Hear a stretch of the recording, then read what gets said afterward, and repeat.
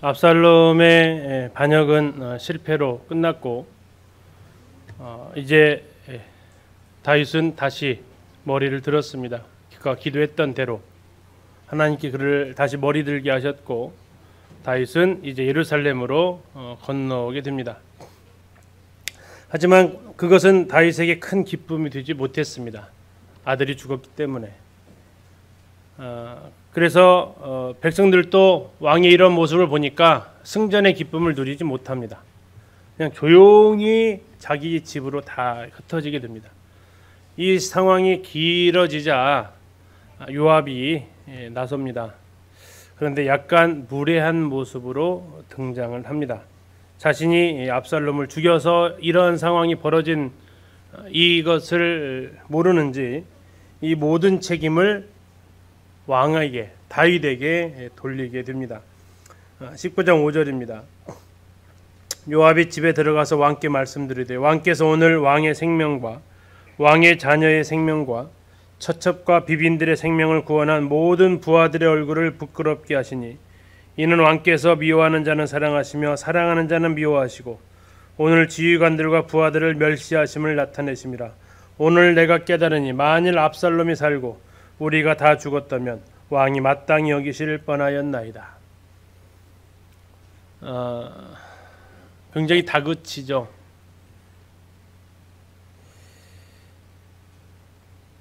그러면서 협박까지 합니다. 7절 이제 곧 일어나 나가 왕의 부하들의 마음을 이루하여 말씀하옵소서. 내가 여호와를 두고 맹세하옵나니 만일 왕이 만일 나가지 아니하시면 오늘 밤에 한 사람도 왕과 함께 머물지 아니할지라. 뭐 하겠다는 거죠? 다 떠나버리겠다라는 겁니다. 그리하면 그 화가 왕이 젊었을 때부터 지금까지 당하신 모든 화보다 더욱 심할 것입니다. 신하로서 왕에게 가히 할 말은 아닌 것 같습니다. 그리고 이 상황이 벌어진 것이 자신의 왕의 명령을 거역한 행동임에도 불구하고 거기에 대해서는 아무런 다윗 앞에 사죄하지도 않고 압살롬 했던 말 우리가 죽고 압살롬이 살았다면 좋아하실 뻔했네요. 그렇지 않죠. 다윗은 너희들도 살고 압살롬도 살았으면 좋았겠죠. 그러나 아무튼 압살롬의 죽음은 다윗을 굉장히 슬퍼하게 했고 그 모습을 보면서 요압은 참지 못했습니다. 다윗은 어떻게 해야 될까요? 8절입니다. 왕이 일어나 성문에 앉음에 앉기는 앉았습니다만 그 기분이 어떨까 한번 생각해 보십시오. 어떤 심정이었을까요? 무슨 말을 백성들한테 해야 되고 어떠한 표정을 지어야 할까요? 기뻐 웃어야 될까요? 아니면 여기서 또다시 짜증내야 될까요? 만약에 우리 성도님들이 이 다윗의 이 상황을 연기를 내가 해야 된다면 아니 현실이라면 나는 어떤 표정을 지었을까요? 성경은 여기에 대해서 침묵하고 있어요. 우리가 다윗의 마음을 한번 느껴보십시오. 부하 장군의 거의 협박에 의해서 취해야 되는 행동이었습니다. 군사적인 실권을 요압이 가지고 있었기 때문에 그의 말을 무시할 수도 없었습니다. 그는 성문에 앉았습니다. 백성들이 이제 왕 앞에 나왔고 이제 왕으로서의 다시 예루살렘 환궁만 남아 있었습니다. 자, 환궁을 하는데 반응이 나타났습니다.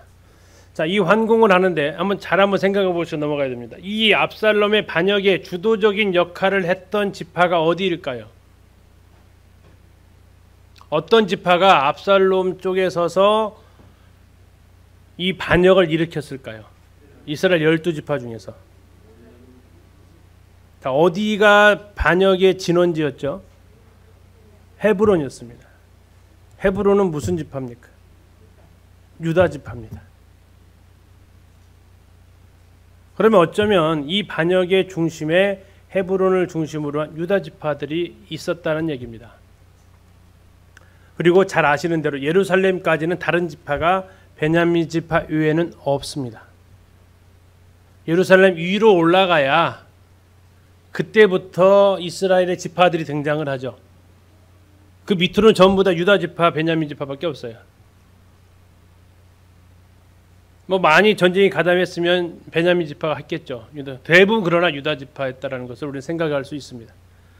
자, 그러다 보니까 이스라엘 지파들이, 물론 이스라엘 지파도 나중에 군대를 모집을 했기 때문에 온 겁니다.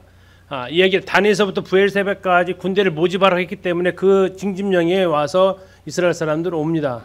왔을 수밖에 없고요. 자, 이런 상황 가운데서 이스라엘 사람들이 먼저 선수칩니다. 야, 왕 모셔오자 다시. 우리가 압살롬에 의해서 어쩔 수 없이 전쟁을 했지만 우리의 왕은 다윗 아니냐. 왕을 다시 모셔오자.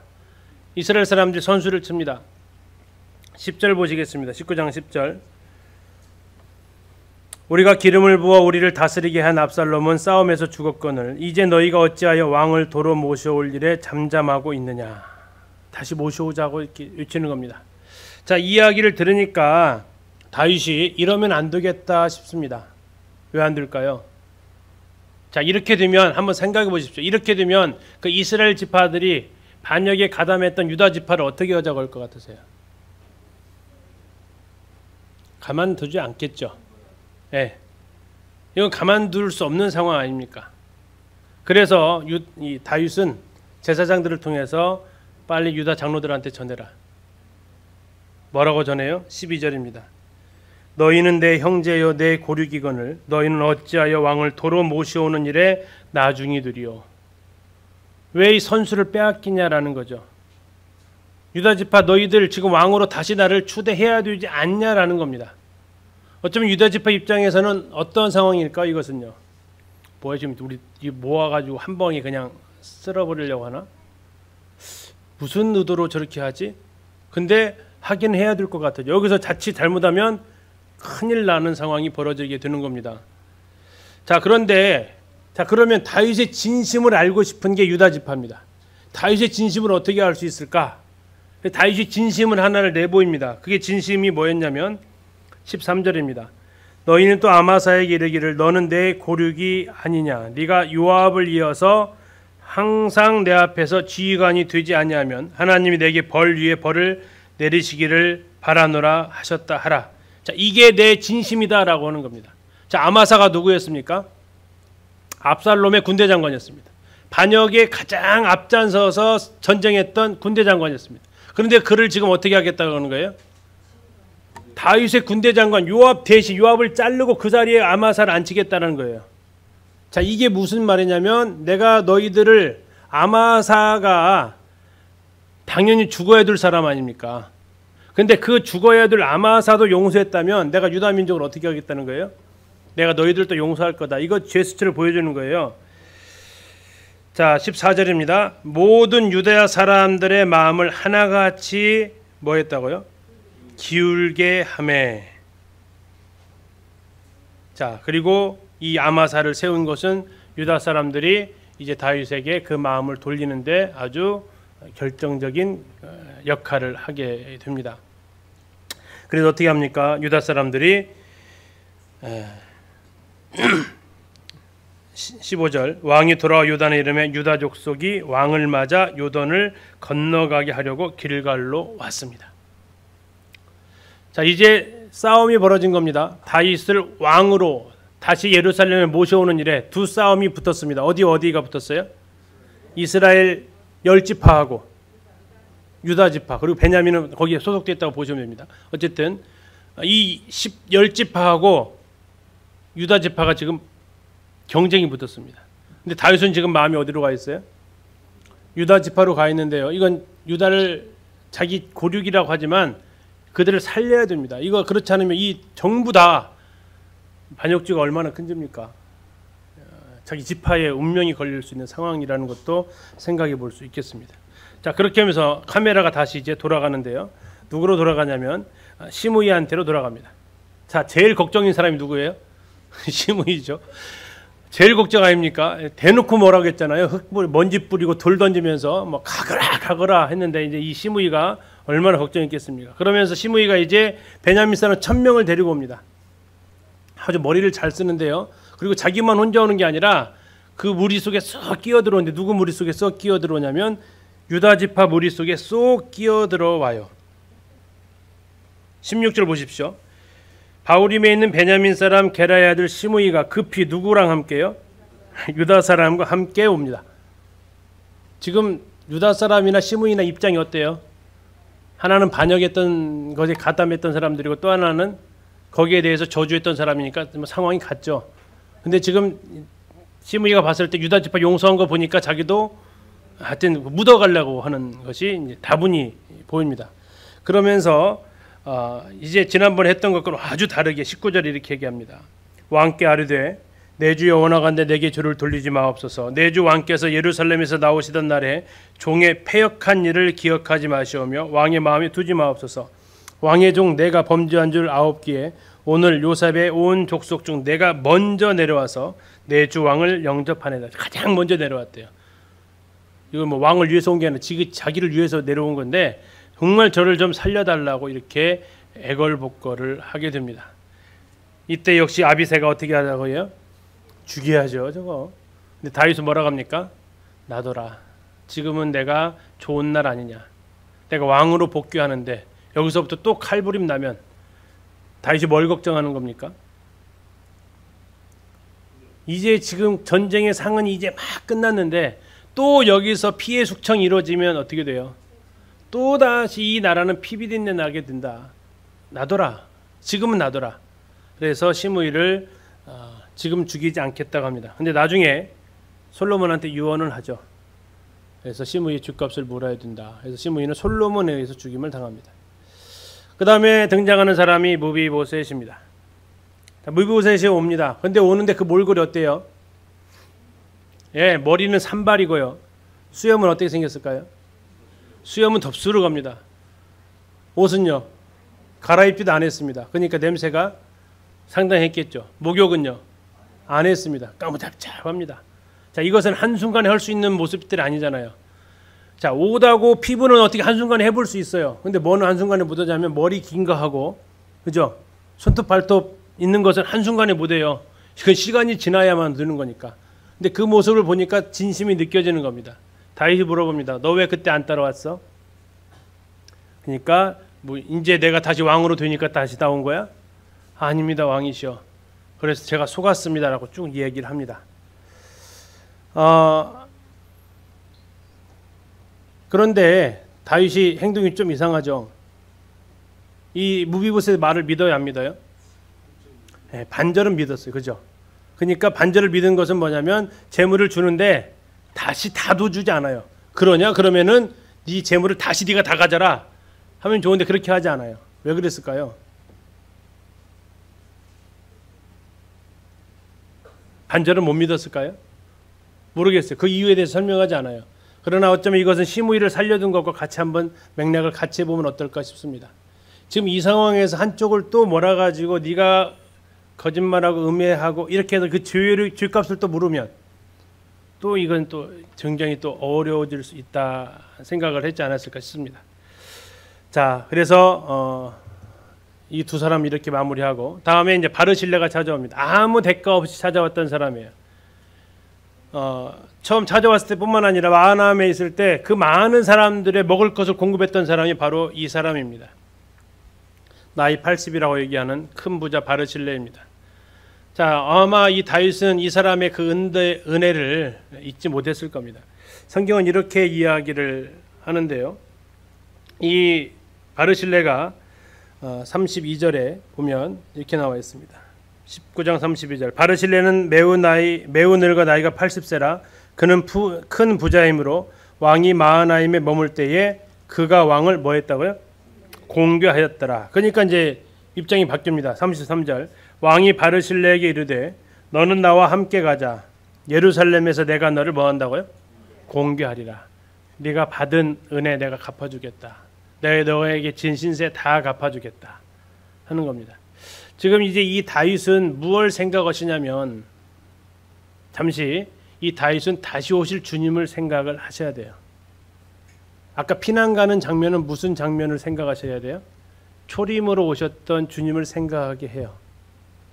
그리고 왕의 귀환은 재림으로 오시는 주님을 생각하게 돼요. 초림으로 오셨을 때 주님은 초라하게 오셨어요. 다윗처럼. 그리고 그분은 요단강을 건너셨죠. 죽음의 강을 건너셨어요.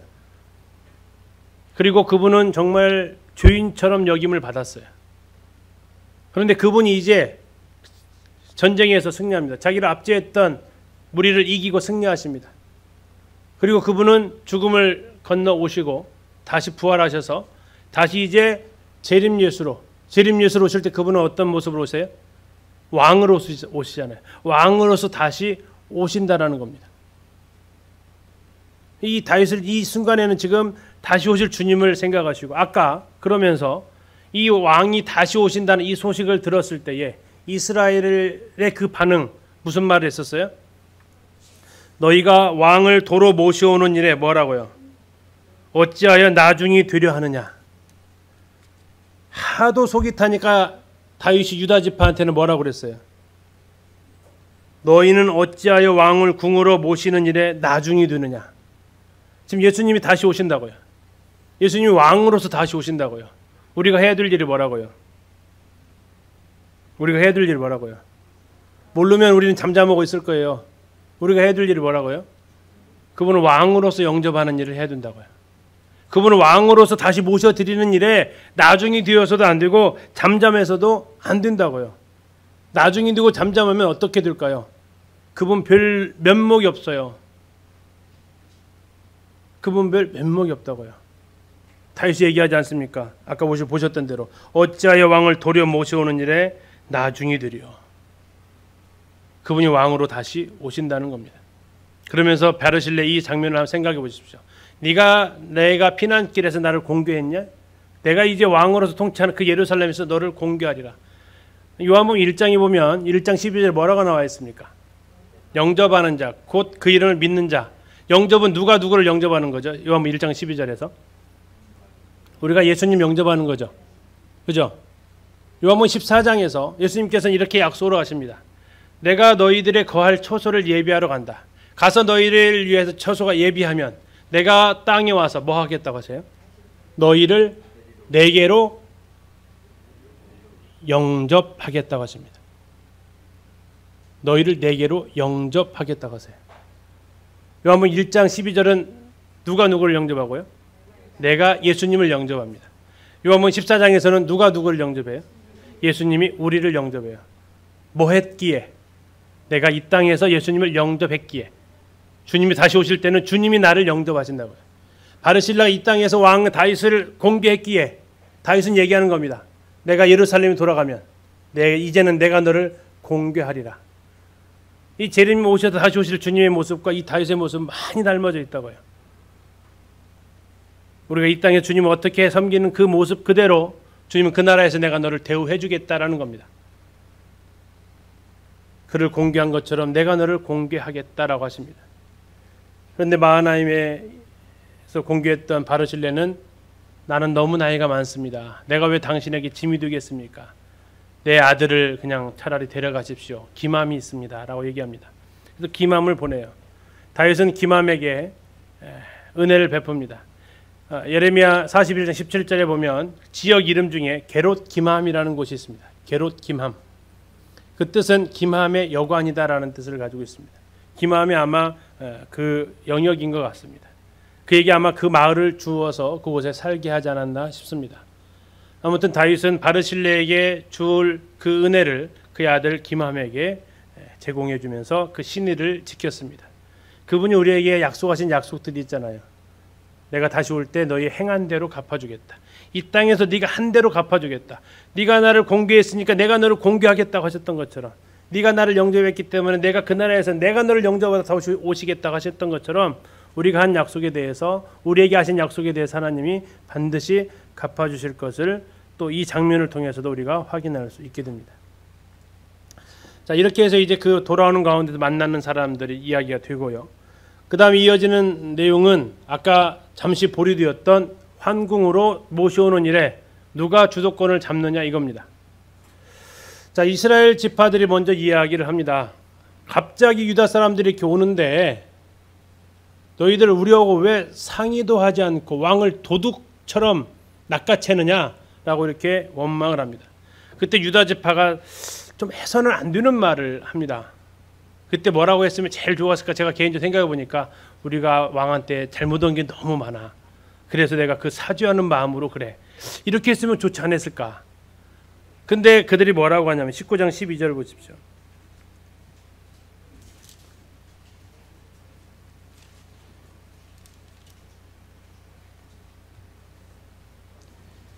아, 12절이 아니고 42절 보십시오. 모든 유다 사람이 이스라엘 사람에게 대답하되 왕은 뭐라고요? 우리의 종친인 까닭이라. 뭘 이용한 거예요? 혈연. 우리나라도 뭐 우리가 남이가 뭐 이런 말로 굉장히 시끄러웠던 적이 있었죠. 이 혈연을 이용을 해버린 거예요. 종친이다. 우리 같은 가문이야. 당연하지 않냐라고 이야기를 합니다. 그리고 우리가 이거 해가지고 뭐 특혜를 누린 게 있냐? 우리 아무것도 없어. 우리 순수한 마음으로 한 거야. 라고 얘기를 하는 거죠. 그런데 이스라엘 사람들은 우리는 너네는 한 지파지만 우리는 몇 지파예요? 10지파니까 10지파의 몫이 있는데 너희들 마음대로 하는 것은 아니지 않느냐. 어떻게 한 지파가 10지파를 무시하고 이렇게 일을 진행할 수 있느냐. 이것은 안 된다면서 그 지파 간에 싸움이 벌어지게 됩니다. 자, 이 싸움이 벌어지면서 이들은 정말 갈라서게 되는데 이때 등장하는 사람이 사무엘 20장에 나오는 세바입니다. 베냐민 지파 사람으로 등장하고 있고요. 20장 1절에 또 안 좋은 단어가 하나 등장하죠. 뭐라고 등장합니까? 불량배. 한 사무엘에서는 남자는 주로 불량배로 나오고요. 여자들은 지혜로운 여인이 20장에 또 나와요. 자매님들은 좋으시겠어요. 지혜로운 여인으로 등장하는데 이 불량배가 또 등장합니다. 불량배 언제 누구 생각나세요? 사무엘 상에 나오는 불량배. 첫 번째가 사울이 왕이 되었을 때 거기에 동의하지 않았던 불량배들 있었어요. 자, 또 누구 불량배 나와요? 어디 불량배 생각나세요? 나발이 당신 우리 주인은 불량한 사람이라 나와요. 불량한 사람이라. 또 불량배 어디 나와요?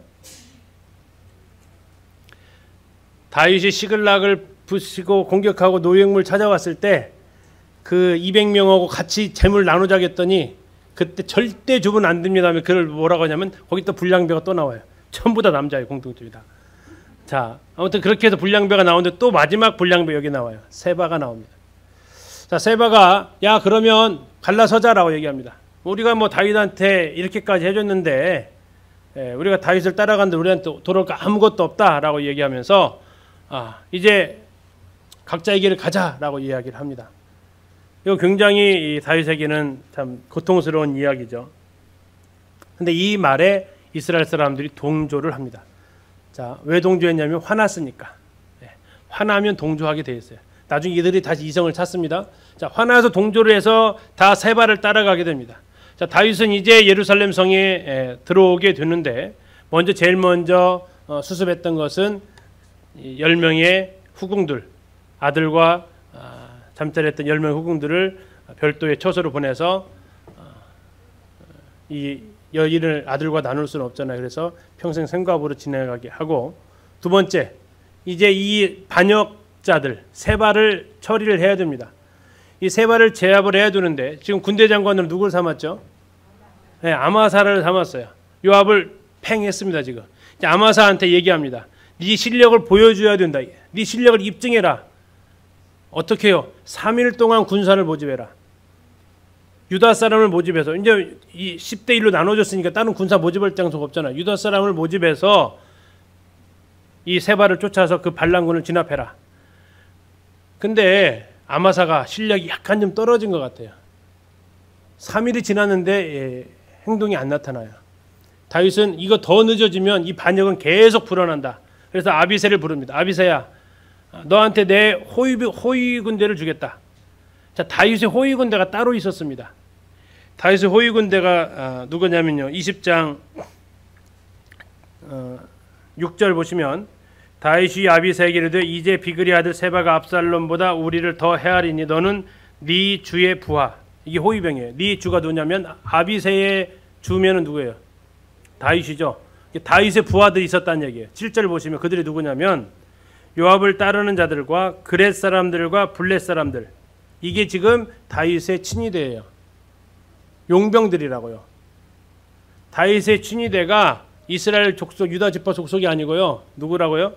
용병 이 사람들은 앞에서도 한 2번 나왔어요. 자, 그렛 사람은 누구냐면 크레테에서 온 사람들입니다. 블레셋 사람은요. 그렇죠. 블레셋 사람들입니다.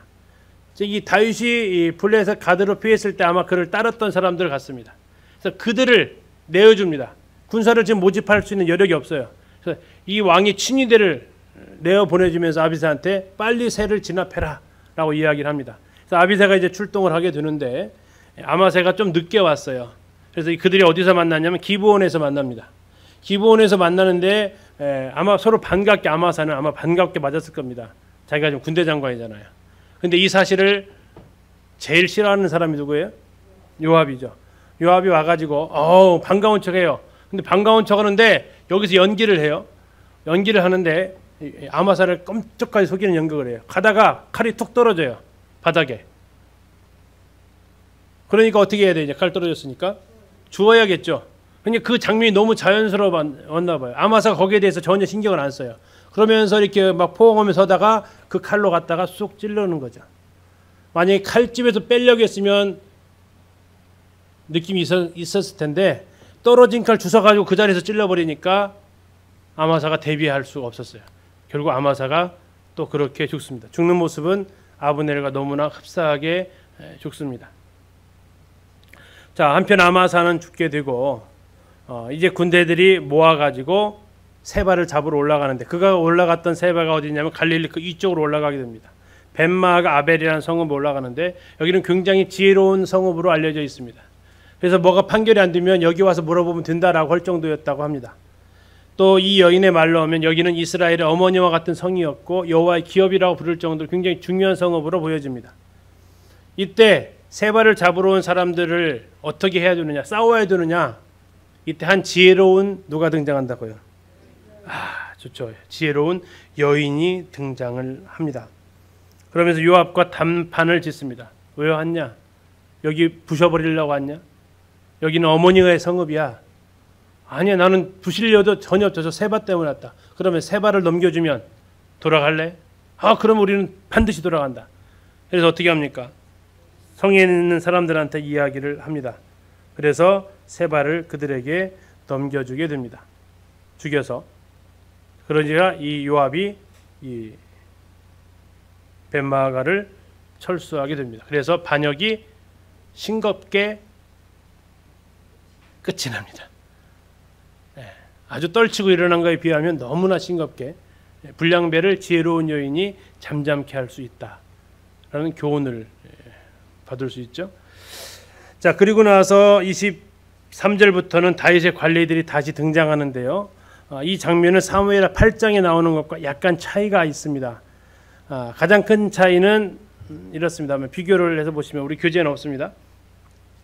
다윗의 관리들 명단을 비교해 보면 여전히 군사령관은 요압입니다. 전기 때도. 근데 여기 때도 다시 아마사 죽이면서 다시 회복합니다. 다음에 8장에서 그렛 사람, 그레델 사람, 블레셋 사람을 분하야가 관할했어요. 왕이 친위 부대라고 했습니다. 용병들을 고용했어요. 근데 후기 때는 분하야 앞에 직책이 붙습니다. 뭐라고요? 지휘관으로. 이것은 누구를 견제하기 위한 거겠습니까? 요압을 견제하기 위한 겁니다. 직책을 줬기 때문에 그렇습니다.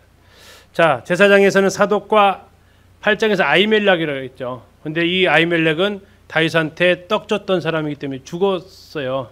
그래서 아비아달이 맞을 거라고 이렇게 말씀을 드렸잖아요. 근데 사무엘 20장에서는 다시 아비아달로 정정되어져서 나타납니다. 자, 역사를 맡은 사람들 동일했고요. 경제 분야에 사람이 늘어났습니다. 왜 늘어났을까요? 나라가 부해졌다라는 거죠. 다음에 행정 분야에 아들들 대신에 이제 더 많은 충신들이 생겨서 아들들은 이 자리를 신하들한테 넘겨주었다는 겁니다. 자, 지금 보시는 그 성읍이 이게 아벨 벤 마아가입니다. 갈릴리 북쪽에 있습니다. 그 위치는 나중에 말씀드릴게요. 자, 이 장면을 잠깐 이제 좀 확인하고 가겠습니다. 다윗의 귀환하는 건데요. 첫 번째, 시므이가 요단강을 건너와서 잘못했습니다. 싹싹 빌게 됩니다. 그리고 나서 무비보셋도 다윗한테 와서 내가 못 따라온 전후 사정 이야기를 들려주게 됩니다. 다음에 길르앗에 있었던 바르실레가 다윗을 무사히 건너가게 하기 위해서 다시 돌아오게 되고 서로 아까 공개라는 단어를 통해서 확인했습니다. 그리고 다윗이 이제 요단강을 건넌 후에 길갈로 모여서 다윗의 황국 문제로 내부 분열이 생기게 됩니다. 북이스라엘의 10지파하고 남유다의 한 지파의 싸움이 일어나게 되고 그 싸움에서 등장하는 한 불량배가 있다고 했죠. 그게 누구라고요? 세바라고 했습니다. 비그리의 아들 세바가 야 우리 갈라서자 하면서 이스라엘 10지파를 마음을 자기에게로 돌리게 합니다. 자, 일단은 환궁이 먼저였기 때문에 다윗은 예루살렘 성으로 다윗성으로 다시 돌아오게 됩니다. 그리고 군대 장관으로 누굴 세웁니까? 아마사를 세우게 되는 거죠. 이 아마사를 세워서 세바를 물리치려고 했는데 아마사가 동작이 굼떴습니다. 그래서 어떻게 했어요? 아비새를 통해서 세바를 추적하게 하게 됩니다. 그 과정 속에서 아마사는 요압에게 죽음을 당했고 벤마가에 갔을 때 지금 보시는 데가 여기가 지금 갈릴리 호수 하늘색 보이시죠? 갈릴리 호수보다 한참 위에 있습니다. 지금 그죠? 한참 위에 이 성읍이 이렇게 자리하고 있는데 아벨 벤마가 여기에 가서 누가 이 문제를 한 번에 해결해요? 지혜로운 여인이 한 번에 해결하게 됩니다. 자, 이렇게 해서 이제 다윗과 관련되어진 사무엘하의 역사는 마무리가 되고요. 이제 부록에 해당되는 사무엘하 21장, 24장 내용이 나와 있습니다. 자, 21장부터 24장까지는 하나의 통으로 보셔야 되는데 왜냐하면 구조 자체가 이렇게 생겼어요. 우리가 이제 이 사무엘하 끝나면 바로 시편 들어가는데 시편에서 이런 구조를 되게 많이 봐요. 자, 이 구조는 A, B, C, C-B-A- 이렇게 되어져 있어요. 교차 대꾸법이라고 합니다. 교차 대꾸법. 21장에서 사울의 범죄가 나왔는데 제일 마지막 장 24장에서 다윗의 범죄가 나와요.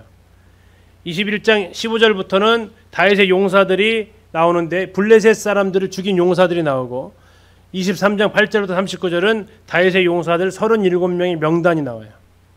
그리고 22장에서는 다윗이 하나님 앞에 모든 원수들에게서 자기를 구원하셨을 때에 감사의 시를 올리고 23장 1절 7절은 다윗이 하나님의 영의 감동을 받아서 정의와 경외 이 내용에 대한 마지막 말을 남기게 됩니다.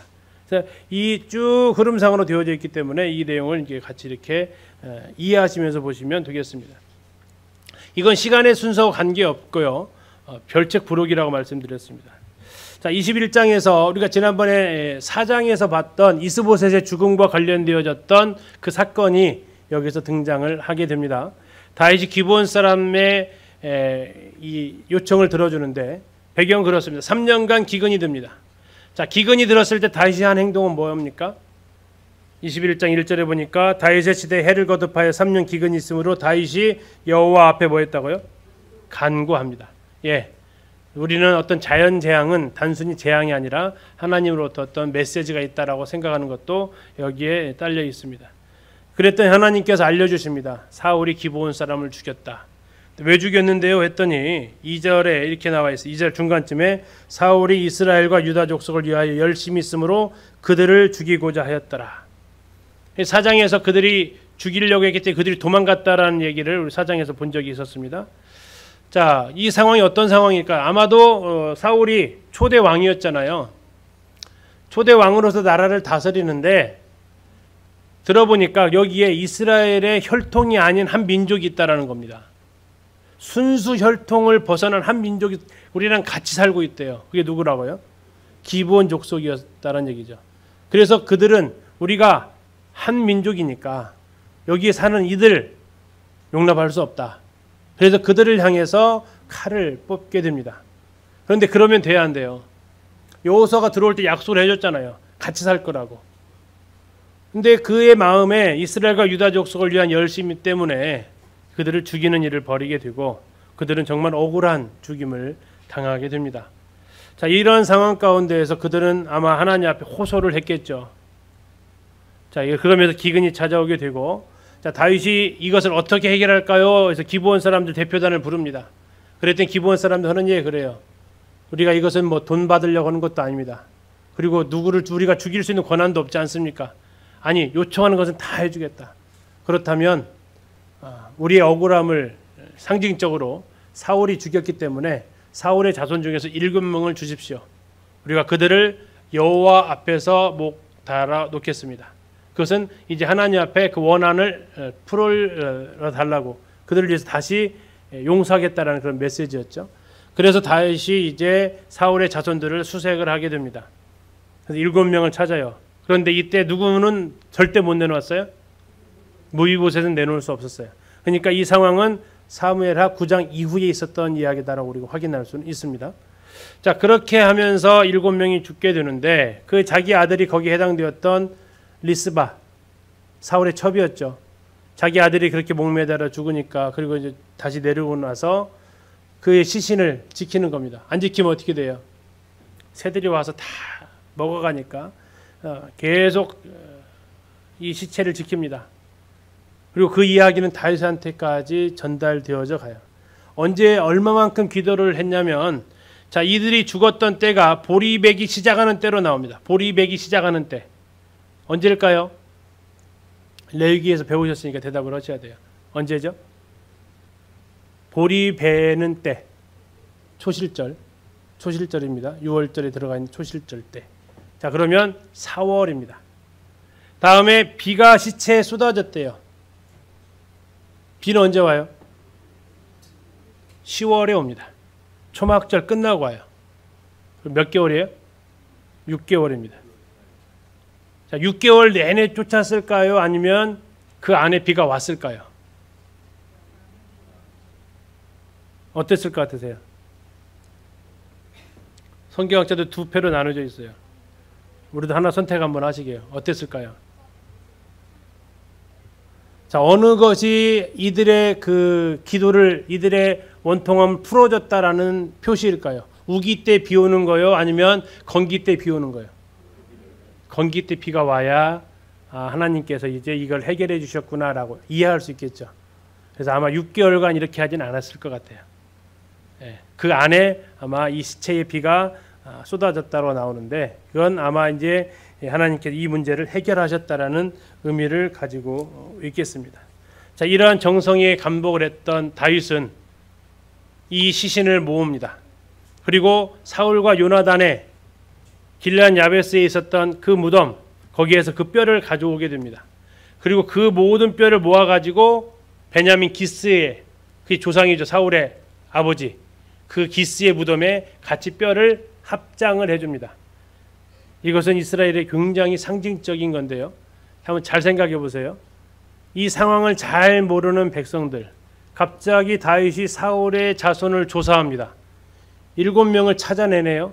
더분 다 왕족입니다. 어쨌든 사울이 자손들이니까. 그리고 그 7명을 갖다가 사울의 고향이었던 기브아에다가 목매달아 죽입니다. 이 상황을 잘 모르는 백성들은 무슨 생각을 했을까요? 다윗이 뭐하고 있다? 복수하고 있다. 다윗이 지금 치사하게 또 복수하고 있다. 생각할 수 있는 가능성이 많습니다. 그래서 다윗은 그런 것이 아닌 것을 보여주어야 했습니다. 또다시. 자, 우리는 이 상황을 시므이가 다윗을 저주할 때 그 상황하고 좀 생각을 하셔야 돼요. 시므이가 왜 그렇게까지 저주했을까요? 아마 떠돌아다니는 뉴스가 있었을 겁니다. 오보겠죠. 다윗은 정말 치졸하다, 이런 상황까지. 충분히 가능성이 있는 것 같습니다. 그러나 다윗은 길르앗 야베스까지 직접 갑니다. 누구 시키지 않아요. 그건 아마도 요나단 때문에 그럴 수도 있어요. 다윗이 직접 가서 길르앗 야베스에서 사울과 요나단의 뼈를 가져오고 7사람의 뼈를 모아가지고 기스의 묘에다가 장사를 하는데, 장사 지내는 것까지는 이제 신하들이 했겠죠. 전부 다. 근데 그 장사를 어떠한 방식으로 지내냐면 14절입니다. 21장 14절. 사울과 그의 아들 요나단의 뼈와 함께 베냐민 땅 셀라에서 그의 아버지 기스의 묘에 장사하되 모두 뭐에 따라 했어요? 왕의 명령을 따라 행하니라. 무슨 뜻 같으세요? 이번에 우리 그 시장님 돌아가셨을 때 무슨 장으로 장례식을 치렀어요? 그것 때문에 좀 시끄러웠죠. 그죠? 예, 그게 그러한 장례식을 치러야 되냐라고 시끄러웠어요. 여기 지금 왕의 명령을 따라 장례식을 치르는 것은 무슨 장이에요, 그럼요? 거의 국장이죠. 우리 지금으로 말하면. 무슨 뜻인지 이해가세요? 왕의 명령을 따라 행했다는 얘기는 그냥 가족장의 형태가 아니었다라는 거예요. 한 나라의 왕의 먼저 선 왕의 장례식을 다시 치러주는 거잖아요. 그만큼 예우를 갖춰서 해줬다라는 거예요. 이것은 다윗의 진심이기도 하고 이걸 통해서 백성들에 퍼져 있는 이러한 이상한 소문을 순간 정리할 수 있는 계기가 되기도 합니다. 아무튼 이렇게 해서 기회가 되죠. 위기였지 않습니까? 3년의 기근이. 그런데 이것을 다윗이 기도하면서 시작하고 아름답게 마무리하면서 베냐민 지파와 유다 지파 사이에 있었던 사울과 다윗 가문에 존재해 있었던 갈등까지도 이제 해결하는 위기가 기회가 되는 이러한 과정을 생각해 볼 수 있습니다. 그리고 이제 15절에서 다윗의 용사들이 나오는데요. 이 네 명의 이름이 나옵니다. 아비새, 십부개, 에라난, 요나단. 이들의 공통점은 블레셋의 거인들을 물리쳤다라는 겁니다. 블레셋 거인을 물리친 원조는 누구죠? 다윗이죠. 그리고 그의 부하들 4명도 골리앗처럼 가드의 거인들을 물리친 이 사건을 이야기를 합니다. 그리고 22장으로 가면 시편 18편과 거의 흡사한 다윗의 노래가 나옵니다. 22장 1절입니다. 여호와께서 다윗을 모든 원수의 손과 사울의 손에서 구원하신 그 날에. 자, 분위기가 어때요? 이 정도 두면 아주 밝죠. 아까 10편 3편은 굉장히 우울했지 않습니까? 압살롬에게 도망갈 때니까. 그러나 이 시편 18편 사무엘하 22장 이 분위기는 굉장히 밝습니다. 다윗을 모든 원수의 손과 사울의 손에서 구원하신 그날에. 이때가 언제쯤이냐라는 겁니다. 자, 사울의 손에서 구원했다는 얘기는 사울이 죽었다는 얘기입니다.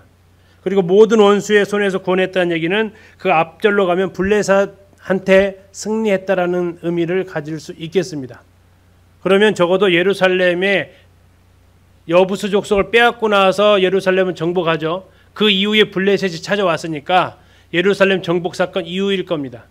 그리고 내용이 굉장히 밝고 뒤에서 굉장히 다윗이 당당하게 이야기를 합니다.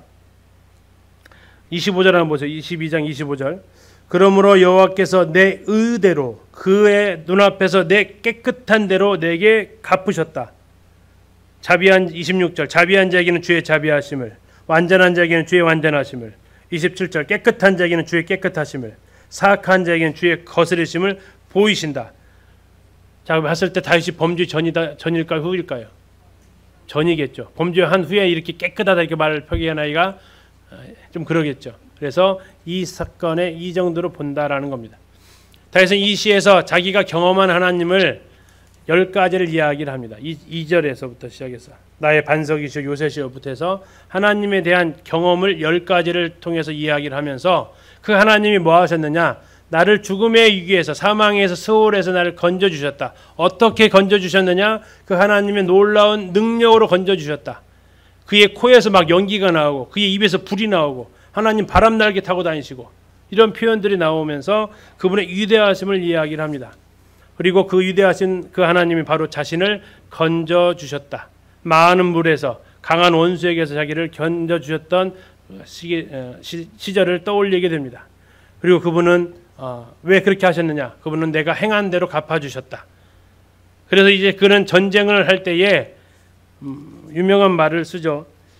자, 내가 적진을 달리고 성벽을 뛰어넘는다라는 이러한 표현을 그가 또 하기도 합니다. 그러면서 자기를 구원하신 하나님을 찬양하는 말로 마무리를 합니다. 이건 18편에서 좀 더 자세히 보도록 하겠고요. 자, 23장에서는 다윗의 용사들이 나옵니다. 용사들이 나오기 전에 다윗의 마지막 말이 나오는데 이게 이제 C-입니다. 아까 22편이 C였으면 이게 C-에 해당이 됩니다. C 다음에 이제는 말이죠. 자, 자기를 소개하는 나는 이새의 아들이다. 이새의 아들은 좋은 의미라고요, 안 좋은 의미라고요? 안 좋은 의미라고요. 놀리는 말이었어요. 놀리는 말. 아까 세바도 그렇게 얘기했어요. 저 이새의 아들이다. 그런지는 왜 그런지를 우리가 사이 초기 한번 얘기를 했던 적이 있습니다. 그러나 내가 이새의 아들이었는데 나를 어떻게 하셨다고 하나님이요? 하나님이 나를 높이 세우셨다고요. 하나님이 나에게 기름을 부으셨다고요. 그리고 하나님이 나에게 노래할 수 있는 은사를 주셔서 난 하나님을 노래했다고 합니다. 그러면서 이야기합니다. 3절 이스라엘의 하나님 2절에 보니까 여호와의 영이 나를 통해서 말씀하신다. 성령의 감동을 받아서 얘기합니다. 3절입니다. 이스라엘 하나님 말씀하시며 이스라엘 반석이 내게 이르시기를 사람을 뭘로 다스려라? 공으로 다스려라. 하나님은 어떻게? 경외함으로 다스려라. 이게 왕도입니다. 왕이 해야 될 일 두 가지예요. 위로 하나님을 향해서는 뭘로? 하나님을 경외함으로. 아래로 사람을 향해서는 어떻게 해요? 공의로 해라. 경외와 공의로 다스리는 것이 하나님께서 복 주시는 길이다. 4절 그는 돋는 해의 아침빛 같고 구름 없는 아침 같고 비 내린 후에 광선으로 땅에서 올라옴이 돋는 새풀 같으니라. 그 아름다움을 이야기하고 있습니다. 그리고 8절부터는 다윗의 용사들 명단이 나옵니다.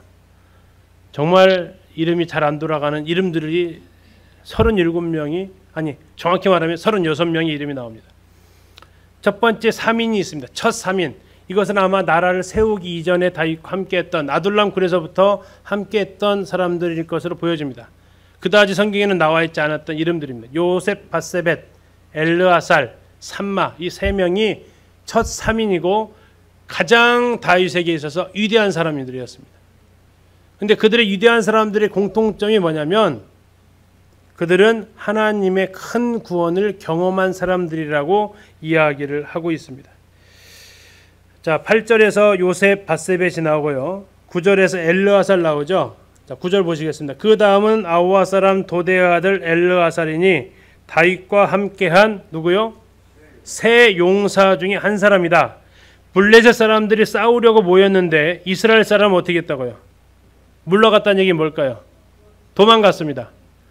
전쟁을 하러 왔는데 그 기세에 눌려서 이스라엘 사람이 싹 도망갔어요. 근데 누가 이때 짜놓고 나타났다고요? 세 용사가 싸우자고 다시 나타났다는 겁니다. 그러면서 10절 그가 나가서 엘르아살이 나가서 손이 피곤하여 그의 손이 칼에 붙기까지 블레셋 사람을 치니라. 그날에 여호와께서 크게 이기게 하셨으므로 백성들은 돌아와 그의 뒤를 따라가며 노력할 뿐이었더라. 전쟁이 다 도망갔는데 이 세 용사가 싸웠다고요. 그러면서 뭘 경험했다고요? 여호와께서 크게 이기시는 경험했대요. 근데 10절에 참 표현이 재밌습니다. 엘르아살이 나가서 손이 피곤하 그의 손이 칼에 붙기까지 블레셋 사람을 치니라. 저 이거 읽으면서 삼국지에서 떠오르는 사람이 한 명 있었어요. 조자룡. 예. 그 유비의 가족들 그 아들 데리고 그 손에다가 칼이 떨어지지 않게 끈으로 묶어가지고 막 적진을 뚫고 갔던 그 장면이 딱 같이 오버랩이 되던데. 그의 손이 피곤해서 그의 손이 칼에 붙기까지 블레셋 사람을 쳤다는 얘기예요. 그리고 하나님께서 구원하시는 것을 봤다. 이게 세 사람의 특징이에요. 용사가 왜 세 용사가 위대하냐?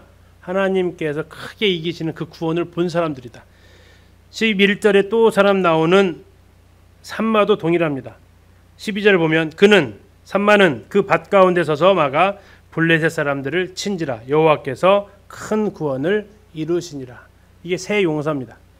그 다음에 나오는 세 용사가 나오는데 그들은 무슨 일과 관련되어져 있냐면 다윗의 우물과 관련되어져 있는 인물들입니다. 전쟁터에 갑자기 다윗이 고향집 물맛이 생각납니다. 그래서 그냥 혼잣말했는지 아니면 사석에서 얘기했는지 그 물맛 좀 보고 싶다라고 한 거죠. 근데 그것을 이 세 용사가 흘려듣지 않고 어떻게 했다고요? 갑자기 밤에 나가더니 적진을 뚫고 들어가서 원래 간 게 아니고요. 이 상황을 보면 적진을 뚫고 들어가요. 16절 보세요. 세 용사가 블레셋 사람의 진영을 뭐 했다고요? 돌파했대요. 돌파한 것은 뭐냐면 싸우고 들어간 거예요. 싸우고 들어가서 물을 딱 길어와가지고 다윗한테 준 거예요. 근데 다윗이 얼마나 놀랐을까요? 왕이시 여기 있나이다 한 거예요. 뭐냐 했더니 이거 드시고 싶었잖아요. 야, 그거 내가 진짜 뭐 이렇게 막 진심에서 공식 석상에서 한 말도 아니잖아요. 근데 이렇게 딱 가져온 거예요. 다윗이 어떻게 합니까? 이건 물이 아니야. 이건 피야. 너희들 목숨값이야 이건. 나 이거 못 마셔. 어떻게 해요? 하나님한테 드릴게. 자, 이 모습을 보면서 이 세 용사에 아마 깊은 감동이 있었을 겁니다. 아무튼 다윗도 감동을 받았고, 그리고 이 사건은 다윗의 기억 속에 잊혀지지 않았는지 이 기록에 고스란히 남아져 있습니다. 그 세 명 중에 한 명이 누구냐면 아비새입니다. 우물물 들어갔던 사람. 그리고 또 한 사람의 이름은 아까 친위대의 지휘관 역할을 맡았던 분하야입니다. 그리고 한 명이 더 나타나야 되죠. 이름이 안 나타나요. 누굴까요? 생각을 해보십시오. 그리고 나서 쭉 30인들의 명단이 나오기 시작합니다. 24절입니다. 요압의 아우 아사헬은 30명 중에 하나요. 이제 30명의 명단이 나옵니다. 그러면 뒷줄 24절부터 쭉 읽어가면 30명이 나와야겠죠. 30명이 나올까요? 이거 나오면 꼭 세보고 싶은 충동이 있어요, 없어요? 굳이 안 세도 되죠. 워낙 믿으니까. 저는 세고 싶은 충동이 생기거든요. 정말 30명일까? 아니에요, 30명이. 39절 보세요. 햇사람 우리아라 이상 총수가 얼마예요? 37명이에요. 그러면 다시 세요. 이제 진짜 37명인가 다시 세요. 세봤더니 37명이 아니에요. 왜 그런지 볼게요. 자, 어쨌든 이 다윗의 우물은 베들레헴에 가면 있어요. 현재도 존재하고 있습니다. 지금 저희가 갔을 때 이 간판입니다. 간판.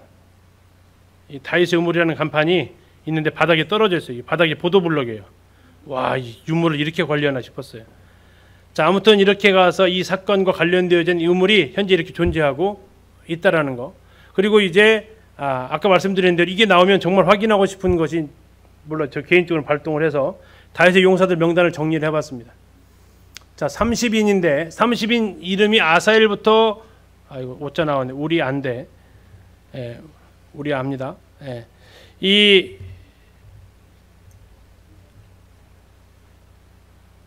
쭉 보시면 보기 쉽게 해놨어요. 10명, 10명, 11명이에요. 31명이죠.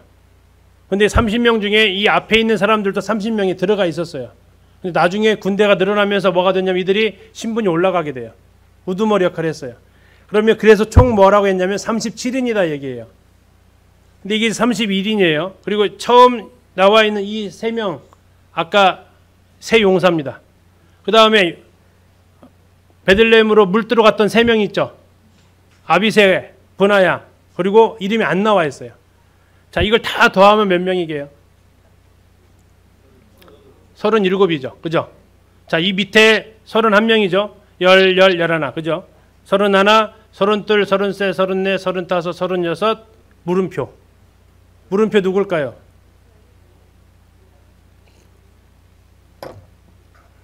아무도 몰라요. 그죠? 상상하세요. 누구라고 생각하세요?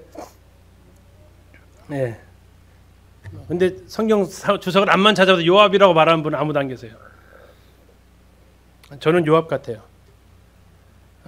어쨌든 공과 공은 공이고 사는 사니까. 근데 차마 이름까지 기록은 하지 않으셨어요. 그리고 읽는 사람이 한 명을 궁금하게끔 만들어 놓으시긴 한 것 같아요. 근데 같이 활동했던 사람이 요압 말고는 들어갈 사람이 마땅치 않아요. 제가 봤을 때는 그렇습니다. 아무튼 이래요. 네, 이게 표로 이렇게 정리를 해봤습니다. 자, 이제 마지막 24장입니다. 자, 다윗의 인구 조사인데요. 이것은 나중에 역대상에서 좀 더 자세히 비교해서 한번 할 거예요. 오늘은 간단하게만 할게요. 자, 다윗이 인구 조사를 합니다. 이유는 뭐냐? 이스라엘이 죄를 범해서 그랬대요. 24장 1절이 그렇습니다. 여호와께서 다시 이스라엘을 향하여서 진노했다라고 나와요. 이스라엘 향해서 진노했대요. 근데 다시래요. 다시. 그러면 다시라는 얘기는 앞에 뭐가 있었다는 얘기죠. 21장 사건이에요. 자, 또다시 진노가 일어나는데 이스라엘 백성 전체가 하나님한테 혼날 일이 뭐 있을까요? 성경에 기록된 걸 다 따져봐도 압살롬 반역 사건밖에 없어요. 압살롬 반역할 때 이스라엘 전 지파가 다 동원됐거든요. 단에서부터 브엘세바까지. 그래서 제 개인적으로 이 사건이 아닌가 싶습니다. 아무튼 이 일로 인해서 하나님께서는 거기에 대해서 책임을 물으시는 상황입니다. 자, 그런데 이때 어떻게 물으시냐면 다윗을 격동시켰다고 얘기를 해요. 이건 역대상하고 이제 나중에 비교를 해야 됩니다. 그때 좀 더 말씀드릴게요. 아무튼 그렇게 해서 인구 조사를 합니다. 자, 백성이 잘못했는데 다윗이 죄를 짓게 해서 벌은 누가 받았어요? 백성이 받았습니다. 7만 명이 그들이 죽음을 당하게 됩니다. 9개월 20일 만에 요압이 인구조사를 실시를 하는데 인구조사를 돌아가는 순서가 지금 이렇게 나와 있습니다. 아루에 요단강 건너에서부터 쭉 올라가서 시계 반대 방향으로 돌아서 이렇게 옵니다. 그때 나중에 역대상에 보면 이 레위와 베냐민 지파는 조사를 안 하는 것으로 나와 있고요. 이 인구조사가 끝났을 때에 다윗은 하나님 앞에 회개 기도를 합니다. 자, 이 회개 기도를 할 때 하나님이 갓을 보내죠. 세 가지 중에 선택하라고 합니다. 삼지선다, 7년 기근이냐, 석 달 도망이냐, 3일 전염병이냐. 이것도 역대상하고 약간 벌이 좀 다릅니다. 그때 말씀드릴게요. 자, 이때 다윗의 선택은 3일 전염병입니다. 그 이유는 두 가지는 사람과 개입되어 있지만 전염병은 사람이 개입되어 있지 않죠. 하나님에게만 개입되어 있기 때문에 하나님 손에 빠지겠다. 왜? 하나님이 사랑이 더 많으시니까. 그렇게 해서 3일 전염병을 하는데 와, 이게 코로나는 비교 안 돼. 이게 3일이 안 됐는데 7만 명이 죽어가니까. 이렇게 해서 다윗이 하나님 앞에 빕니다. 하나님, 제가 잘못했잖아요. 백성들 뭔 죄예요? 하나님은 백성들이 죄져서 좀 하시는 건데 다윗은 모르니까. 그래서 하나님께서 다윗에게 이제 이 심판을 멈추게 하십니다. 다윗의 기도를 통해서. 그리고 갓 선지자가 얘기합니다. 왕이시여, 여기다가 하나님 앞에 제단을 쌓으셔야 됩니다. 그리고 그 제단을 쌓으려고 했던 곳이 아라우나의 타작마당이었죠. 자, 그 하나님의 재앙을 멈췄기 때문에 이곳에다가 제단을 쌓고 하나님 앞에 번제와 화목제를 드리게 됩니다. 그런데 이 땅이 자기 땅이 아니고 갑자기 재물을 가져와야 되는데 재물이 없어요. 그런데 거기 그 주인이 다 제공하겠다는 겁니다. 소도 주고 단을 쌓을 땅도 주고 다음에 소에 멍임했던 것을 통해서 번제하라고 다 줍니다. 공짜로. 다윗이 뭐라고 합니까? 나는 값없이는 하나님 앞에 번제드리지 않겠다 해가지고 은 50세겔로 삽니다.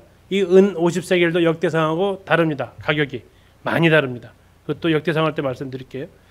자, 아무튼 이렇게 해서 하나님 앞에 번제와 화목제를 다윗이 드리게 되고 이스라엘의 재앙이 멈추게 됩니다.